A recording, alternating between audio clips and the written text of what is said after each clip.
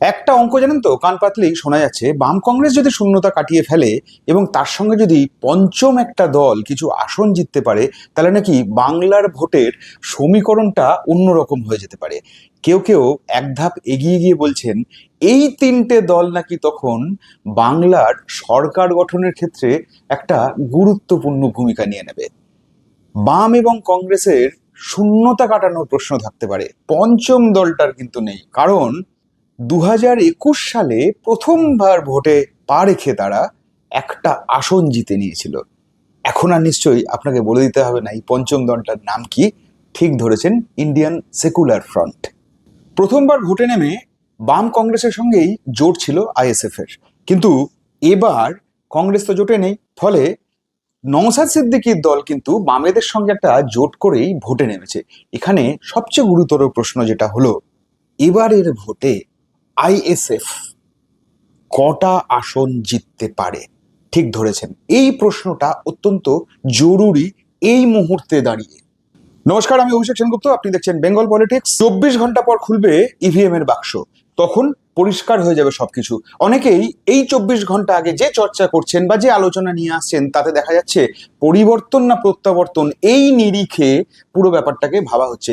কিন্তু অনেকেই ভুলে যাচ্ছেন এর বাইরেও একটা অঙ্ক থাকতে পারে, যে অঙ্ক অনেক কিছুই চেঞ্জ করে দিতে পারে। আর সেই অঙ্কে গেম চেঞ্জার হয়ে যেতে পারেন কেউ কেউ। সেই গেম চেঞ্জার হওয়ার জায়গায় ইন্ডিয়ান সেকুলার ফ্রন্ট কি দাঁড়িয়ে রয়েছে? এই প্রশ্নটা সবচেয়ে গুরুতর, সবচেয়ে গুরুত্বপূর্ণ। তার কারণ আইএসএফ এর সাকসেসের উপর কিন্তু নির্ভর করবে অনেক অঙ্ক। যদি আইএসএফ কিছু করে দেখাতে পারে বা কিছু করে ফেলতে পারে, যেভাবে তারা পেনিট্রেট করছে গত কয়েক বছর ধরে, যদি কিছু করতে পারে, মানে আসনের দিক থেকে যদি তেমন কিছু প্রাবল্য দেখা যায় বা তাদের ভাঁড়ারে বেশ কিছু আসন জমা পড়ে, তাহলে কিন্তু অঙ্ক অন্যরকম ভাবে কষতে হবে। চলুন তাই আজকে আইএসএফ কে নিয়ে আলোচনা করতে হবে, কত আসন পেতে পারে নওশাদ সিদ্দিকীর আইএসএফ। এবারে নির্বাচনে অনেক টালবাহানার পর শেষ পর্যন্ত আইএসএফ 30টা আসনে লড়ার সিদ্ধান্ত নিয়েছে। কেন এই 30টা আসনই বাছা হলো? এর পেছনে রয়েছে খুব সূক্ষ্ম কিছু অঙ্ক। যে সমস্ত জায়গাতে আইএসএফ এর দাপট বেশি, সংগঠন ছড়িয়েছে, যেখানে আইএসএফ এর ওপর ভরসা বেশি, আস্থার জায়গা তৈরি হয়েছে, ঠিক সেখানে সেখানেই আইএসএফ তাদের প্রার্থী দাঁড় করিয়েছে। যে কারণে 30টা আসনের কথাই ভাবা হয়েছে। 294টা আসনে যদি প্রার্থী দিতে গিয়ে সাফল্য না আসে, তাতে কি হবে? ফোকাস বরং 30টাতেও রাখা যাবে না। এবং দেখা যাচ্ছে হিসেব করে এই 30টা আসন কিন্তু বেশ কিছু, মানে এই 30টা আসনের মধ্যে কিন্তু বেশ কিছু আসন এমন রয়েছে যেখানে সাফল্য ফলানো যায়, যেখানে সোনা ফলানো যায়। সত্যিই কি সেই সোনার ফসল তুলতে পারবে আইএসএফ, নওশাদ সিদ্দিকীর দল? এবং যদি সেই সোনার ফসল তোলার যায়, তাহলে কোন কোন জমি থেকে সেই সোনার ফসল আসতে পারে বা কোন কোন আসন আইএসএফ জিততে পারে, সেটা আমাদের নজর দিতে হবে। দেখুন, প্রথমে আপনাকে আর চর্চা করতে হবে ভাঙড় নিয়ে। ভাঙড় গতবার নওশাদ সিদ্দিকী এসছিলেন, জাস্ট মানে ভিনি ভিডি ভিসির মতন ব্যাপার, এলেন দেখলেন জয় করলো টাইপের ব্যাপার। এসছিলেন, ভাঙড় জিতে নিয়েছিলেন। এবারও ভাঙড়ে তিনি যে নিশ্চিতভাবেই সম্ভাবনার একটা চূড়ান্ত জায়গায় দাঁড়িয়ে রয়েছেন। তিনি জেতার ক্ষেত্রে অনেকটা পরিস্থিতি যে অনেকটা তার অনুকূলে রয়েছে, তা মোটামুটি বলা যেতে পারে। তবে শওকত মোল্লাকেও কিন্তু বাদ দিয়ে ভাবা যাবে না। তৃণমূলের শওকত মোল্লাও কিন্তু যথেষ্ট কঠিন প্রতিপক্ষ। তবে নওশাদ এবং শওকত মোল্লার এই লড়াইটাকে কিন্তু তুল্যমূল্য জায়গায় নিয়েছে, এবং এবং এবং বাংলার রাজনীতি, বাংলার রাজনৈতিক মহল কিন্তু এই লড়াইটার দিকে ভীষণভাবে তাকিয়ে রয়েছে। ফলে একটা জায়গায় যদি ধরে নেওয়া যায় যে নওশাদ ভাঙড়টাতে জিততে চলেছেন বা ভাঙড়টা জিততে পারেন, সেই রকম তিনি প্রস্তুতি নিয়েছেন, সেই রকম ভাবে তার সংগঠন গোছানো রয়েছে, যদি ধরে নেওয়া যায়, তাহলে দ্বিতীয়বার আবার নওশাদ ভাঙড়ে সোনা ফলাবেন। কিন্তু প্রশ্নটা ঠিক এই জায়গাতেই একটা লুকিয়ে থাকবে। দেখুন, নওশাদ সিদ্দিকী 5 বছর আগে যখন আইএসএফ এর হয়ে ভোটে দাঁড়িয়েছিলেন, ভোট যখন জিতেছিলেন, তখন কিন্তু একরকম পরিস্থিতি ছিল। 5 বছর পরের পরিস্থিতি আলাদা। মানে আপনি 5 বছর ধরে একটা আসন নিয়ে আপনার রাজনৈতিক দল উঠে এসছে, কিন্তু নিজের দলকে যদি আরো জায়গায়, মানে দৃঢ় জমির উপর যদি প্রতিষ্ঠা করতে হয়, তাহলে কিন্তু আপনাকে ভাবতে হবে কি কি করলে তবে আসন সংখ্যা বাড়বে, সংগঠন বাড়বে, সমর্থন বাড়বে, জনতার ভরসা বাড়বে, আস্থা বাড়বে। সেই ভাবনাটা থেকেই কিন্তু গত 1 বছর 1.5 বছর ধরে নওশাদ কন্টিনিউ বিভিন্ন জায়গায় পেনিট্রেট করেছেন। হ্যাঁ, সংখ্যালঘু জায়গায় বেশি পেনিট্রেট করেছেন। দেখুন, অঙ্ক যখন কষবেন আপনি, তখন তো আপনি আপনার প্লাস পয়েন্ট যেখানে যেখানে থাকবে সে সমস্ত জায়গাগুলোতেই আপনি ফোকাস করবেন। নওশাদও সেটাই করেছেন। একটা জিনিস এ নিয়ে কোনো সন্দেহ নেই, যে জায়গাগুলোর উপর ফোকাস করা হয়েছে ভাঙড় ছাড়া, সেই জায়গাগুলো যদি জিততে পারে তাহলে আইএসএফ কিন্তু দল হিসেবে একটা উত্থানের জায়গা তৈরি করতে পারবে। এবং সেই ভাবনা থেকেই আপনি দেখুন তাকিয়ে একটা একটা অঙ্ক এর এর মধ্যে আসছে, মানে অঙ্ক মানে বলবো একটা স্টেটমেন্ট থেকে একটা বিষয় বেরিয়ে আসছে। নওশাদ বলেছিলেন গত ধরুন মোটামুটি 3 মাস ধরে এই কথাটা আপনি বলে আসছেন, ভোটের অনেক আগে থেকেই আমি বলবো যে এবার আইএসএফ কিন্তু ডাবল ডিজিট জিতবে। তার মানেটা হচ্ছে যে তিনি কিন্তু একটা অঙ্ক কন্টিনিউ কষে যাওয়ার চেষ্টা করছেন, যেখান থেকে 1 থেকে 2 অঙ্কে পৌঁছানো। 1 দিয়ে খাতা খুলেছিল প্রথমবার, এবার যদি 2 অঙ্কে পৌঁছানো যায় তাহলে কিন্তু আইএসএফ কে দল হিসেবে, রাজনৈতিক দল হিসেবে একটা পরিচিতি দেওয়া যাবে। রাজ্যে তো পরিচিতি রয়েছে, রাজ্যের বাইরেও আইএসএফ দল হিসেবে প্রতিষ্ঠা পেয়ে যাবে। এই জিনিসটাই নওশাদ সিদ্দিকী চাইছেন। তাহলে কোন কোন জায়গায় নওশাদের দলের জেতার সম্ভাবনা রয়েছে, সেটা মানে ভাঙড় বাদ দিলে সেটা কি কি, সেটা নিয়ে এবার চর্চা করতে হবে। দেখুন, নওশাদ যে অঙ্ক সাজিয়েছেন তাতে দেখা যাচ্ছে যে উত্তর এবং দক্ষিণ 24 পরগনা, মূলত মানে দক্ষিণ 24 পরগনা, উত্তর 24 পরগনা, এই জোনটাকে ঘিরে তার যাবতীয় সমীকরণ, ছক, স্ট্র্যাটেজি যাই বলবেন আপনি, এবং নদিয়ার একটা জায়গাও কিন্তু থাকছে যেখানে মনে করা হচ্ছে যেখানে সম্ভাবনা রয়েছে। এই সম্ভাবনাময় যদি আপনি অঞ্চলগুলো দেখেন বা এলাকাগুলো দেখেন, দেখুন যে কোনো দলই যখন স্ট্র্যাটেজি করে না, তখন তারা টার্গেট করে যে কোন কোন আসনগুলো তারা জিততে পারবে। আইএসএফও এর ব্যতিক্রম নয়। আইএসএফ মোটামুটি নজরে রেখেছে 6 থেকে 9টা আসন। এই 6 থেকে 9টা আসন কি কি? ভাঙড় বাদ দিলে পূর্ব ক্যানিং, হাড়োয়া, দেগঙ্গা, মিনাখা, আমডাঙ্গা এবং নদিয়ার চাপড়া। এইগুলো যদি নওশাদের দল, এগুলোর মধ্যে থেকে নওশাদের দল যদি কোনো একটা বার করতে পারে, তাহলে সিচুয়েশনটা কিন্তু অনেকটাই নওশাদের পক্ষে যাবে। মানে ভেবে দেখুন, বিধানসভায় একা নওশাদ নন, নওশাদের সঙ্গী হয়ে তারই দলের 1-2 জন যাচ্ছেন। ফলে পরিস্থিতিটা অনেকটাই, নওশাদ একা চেঁচিয়েছেন, একা প্রতিবাদ করেছেন, একা লড়াই করেছেন, সেই লড়াই অনেকখানি জোরদার হবে।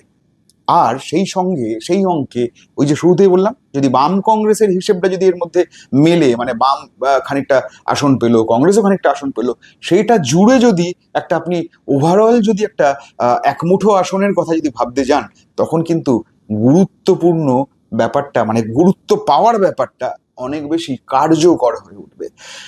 এই যে 6টা আসনের কথা বললাম, এর বাইরেও কিন্তু 3টে আসন হিসেবের মধ্যে রয়েছে নওশাদ সিদ্দিকীর দলের। কোন 3টে আসন? এই 3টে আসন হলো অশোকনগর, বাদুড়িয়া আর বসিরহাট উত্তর।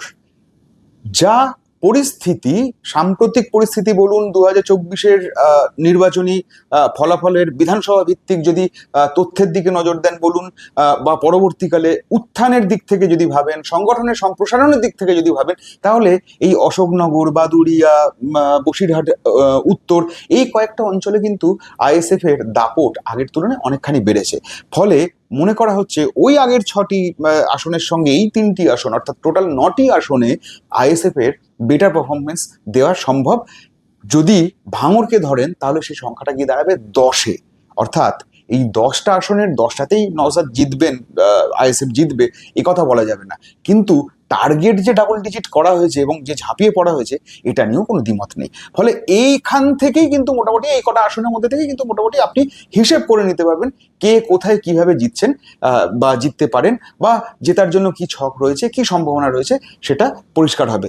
আগামীকাল মানে 4ঠা মে আপনার কাছে পুরো হিসেবটা ক্লিয়ার হয়ে যাবে। কিন্তু তার আগে আপনাকে মোটামুটি এই হিসেবটাতে একটু নজর রাখতে হবে।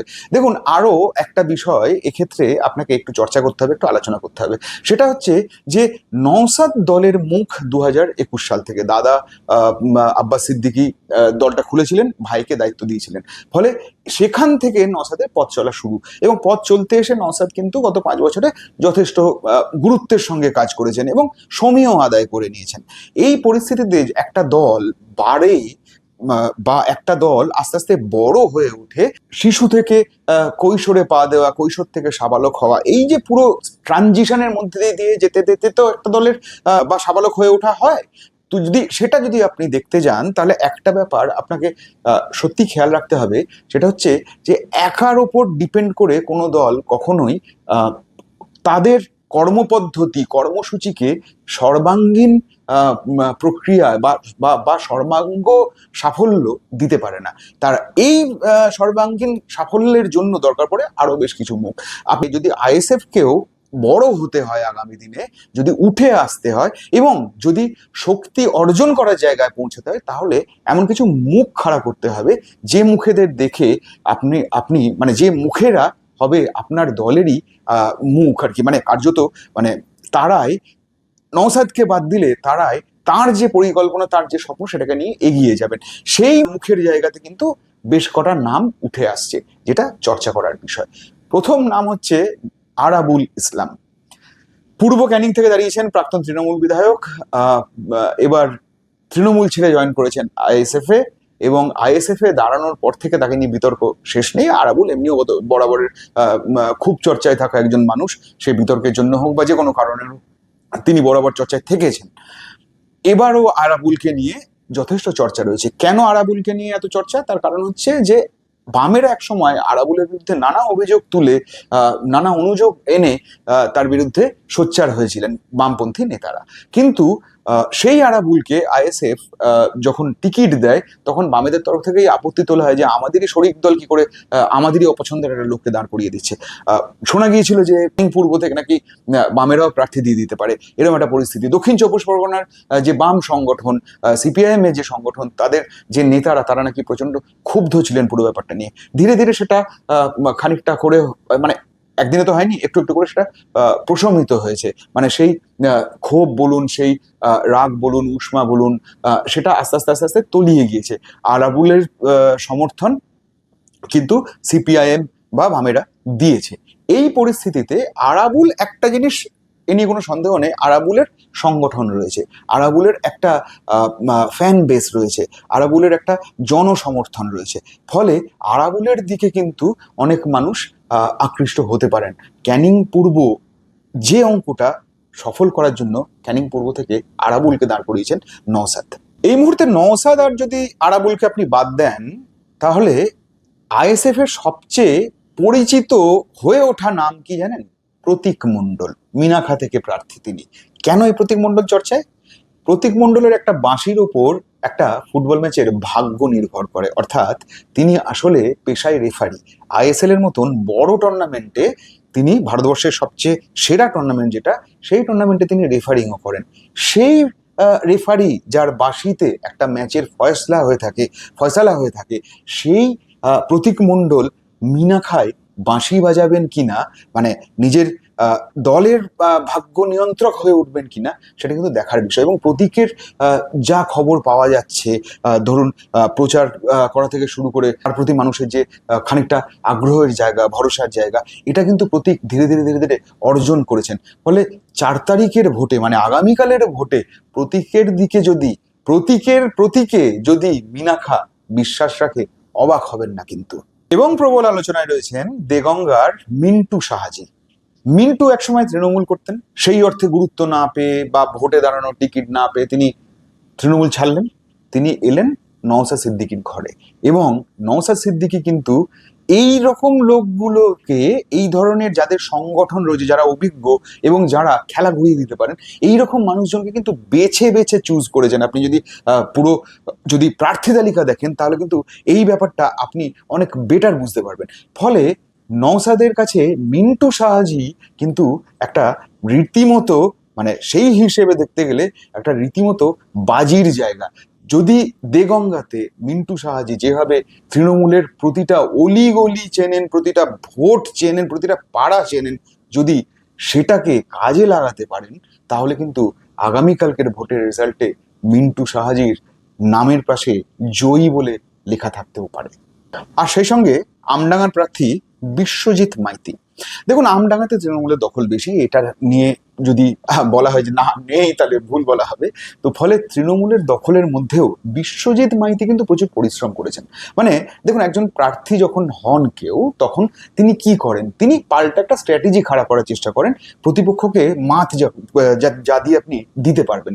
তো এই স্ট্র্যাটেজি খাড়া করার ক্ষেত্রে দেখা যায় যে আপনি যত বেশি রাউন্ড দ্য ক্লক, আপনি যত বেশি মানুষের কাছে পৌঁছাতে পারছেন, মানুষের কাছে একবার না বারবার যত নক করতে পারছেন, তত কিন্তু মানুষ না আস্তে আস্তে প্রথমবার হয়তো তিনি খানিকটা ডিলেমায় থাকেন, কি করব, দেবো কি দেবো না, পরের বার কিন্তু তিনি খানিকটা কনভিন্সড হয়ে যান। এই যে আপনি না থেকে হ্যাঁতে চলে এলেন, এটা বারবার যদি সেই মানুষজনের কাছে যাওয়া যায়, তাহলে কিন্তু পরিস্থিতি ঘুরিয়ে দেওয়া যায়। বিশ্বজিৎ মাইতি এই কাজটা করেছেন বলে নওশাদের শিবির থেকে বা আইএসএফ এর শিবির থেকে দাবি করা হচ্ছে। ফলে আমডাঙ্গায় যদি তৃণমূল যেতেও গেম চেঞ্জার হিসেবে বিশ্বজিৎ মাইতি যদি কোনো গুরুত্বপূর্ণ ভূমিকা নিয়ে নিতে পারেন বা অনেকখানি ভোট টেনে নিতে পারেন, তাহলে কিন্তু তৃণমূল চাপে পড়ে যেতে পারে।